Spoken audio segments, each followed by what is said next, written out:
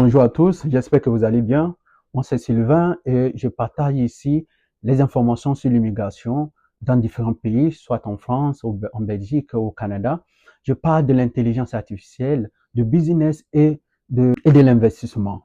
Donc, ce matin, dans cette vidéo, je vais vous partager certaines informations, ce qui font que les immigrants fuient le Canada. Pourquoi les gens fuient le Canada? Pourquoi les gens rêvent le Canada? Et à la fin, quand ils arrivent ici, ils décident de repartir dans les pays. Moi, je vis ici, je connais la réalité, je vois ce que les gens nous cachent. Parce qu'avant de voyager ici au Canada, j'avais pris le temps de suivre les vidéos sur Internet et ces vidéos m'ont beaucoup motivé. Ils m'ont motivé de telle sorte que je pensais que déjà, une fois que mes pieds atterrissent ici au Canada, ma vie sera complètement changée dans 1 an, dans 2 ans. Mais la réalité, ce n'est pas le cas. Donc, c'est tout ce que nous apprenons, c'est tout ce que nous voyons sur les réseaux sociaux. Mais il y a une autre réalité que nous devons savoir. Et si vous savez, si vous connaissez ces réalités, une fois arrivé ici, vous n'allez pas décider de repartir dans votre pays.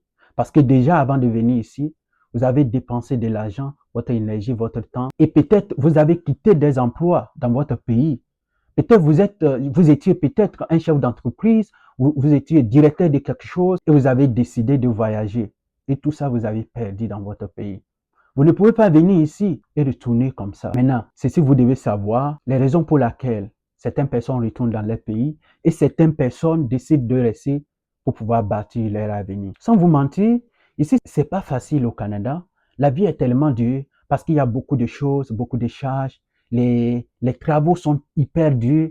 Les travaux que tu vas rester debout du matin jusqu'au soir et quand tu rentres chez toi, tu es abattu. Mais le lendemain, tu ne peux pas dire non, je suis fatigué, je ne peux pas retourner au travail. Tu es obligé. Et c'est ces étapes-là qui te forment. Des petits pas qui te permettent d'avancer vers ton projet, vers tes rêves. Et à la fin, tu vas les réaliser. Maintenant, si tu veux les découvrir, suive la vidéo jusqu'à la fin. Maintenant, en tant qu'immigrant, avant de venir au Canada, selon les réseaux sociaux, ce que nous avons appris, c'est comme si, une fois arrivé ici, il va avoir de belles maisons, de bons appartements, de belles voitures, une bonne vie, etc. Je vais trouver un bon travail dans mon domaine et puis je vais immédiatement devenir financièrement indépendant. Non.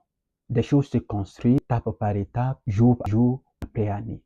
Maintenant, ceux qui vivent déjà ici, ceux qui ont de l'expérience, ceux qui vivent au Canada déjà 5 ans, 6 ans, 7 ans, ces gens peuvent dire, OK, aujourd'hui c'est bon, j'ai franchi ces étapes et aujourd'hui voilà, j'ai mon appartement ici dans telle ville, mon appartement ici, j'ai investi dans tel domaine et aujourd'hui je suis financièrement indépendant. Mais lorsque vous êtes nouveau arrivant dans ce pays, vous devez accepter des sacrifices dans tout ce que vous allez faire. Il y a certaines personnes, peut-être dans leur pays, ils travaillent comme des DG d'entreprise, ils avaient des diplômes de doctorat, certaines personnes même étaient des médecins dans leur pays, mais une fois arrivés ici, c'est difficile. Peut-être on te dit d'aller travailler dans un restaurant, aller faire la plonge, on te dit peut-être d'aller faire l'entretien ménager dans un hôpital. Toi qui étais médecin dans ton pays, toi qui étais directeur d'entreprise dans ton pays, c'est un peu difficile parce qu'ici, ils demandent d'avoir une expérience qu'ils appellent expérience canadienne. Lorsque vous n'avez pas cette expérience, ça serait complètement difficile pour vous de trouver un travail. Donc, ici, les Canadiens même, en réalité, ce pas des gens qui ont des diplômes, par exemple, de doctorat, maîtrise, etc. Non, ça ne les regarde pas du tout. Le système américain, ça fonctionne sur l'expérience. C'est-à-dire que si vous commencez, par exemple, dans une entreprise comme, comment ils appellent ça, préposé peut-être à l'entretien ménager, les années à venir, peut-être tu vas suivre des formations, tu vas monter peut-être, je ne sais pas, on te change de poste, l'année suivante, il y a encore un poste qui est ouvert, tu montes, tu suis des formations et à la fin, peut-être toi aussi, tu montes comme ça, tu montes en échelle et puis tu peux devenir même le directeur adjoint. C'est comme ça et même ils évoluent ici. Maintenant, toi, dans ton pays, tu as ce genre de diplôme, tu arrives dans ta tête, oh, le Canada, c'est un beau pays, on me présente une phase du Canada, j'arrive, je vais travailler dans tel domaine, je vais travailler dans mon domaine. Non, c'est faux, c'est pas facile, c'est pas quelque chose qui marche comme ça, c'est pas automatique. Tous ces sacrifices-là, tu dois accepter ces sacrifices. Maintenant, avant de venir, tu dois savoir exactement ce qui t'attend.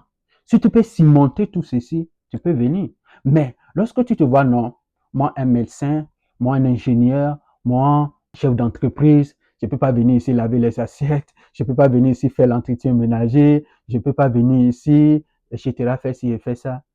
Il vaut mieux de rester dans ton pays et de bâtir ta vie. et à voyager. C'est pas tout le monde qui est appelé à voyager au Canada.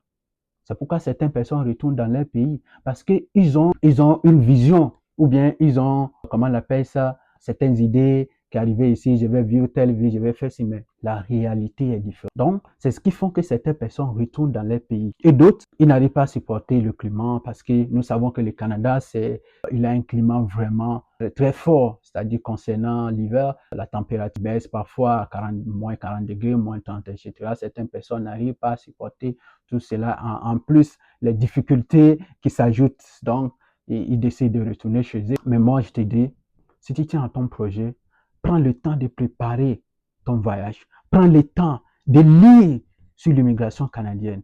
Prends le temps de comprendre les choses, les sacrifices qui t'attendent. Mais si tu sais que tu ne peux pas surmonter, moi, je ne te conseille pas de venir au Canada. Je ne te conseille pas d'abandonner ton travail. Je ne te conseille pas d'abandonner ton poste pour venir ici parce que tu vas regretter. Mais quand tu es prêt à surmonter tous ces sacrifices, lance-toi, lis, apprends, prépare-toi et toi aussi tu vas venir. Si tu as aimé la vidéo, likez, partagez et vous ne manquerez pas aucune de mes vidéos. Prenez soin de vous et à bientôt. Ciao.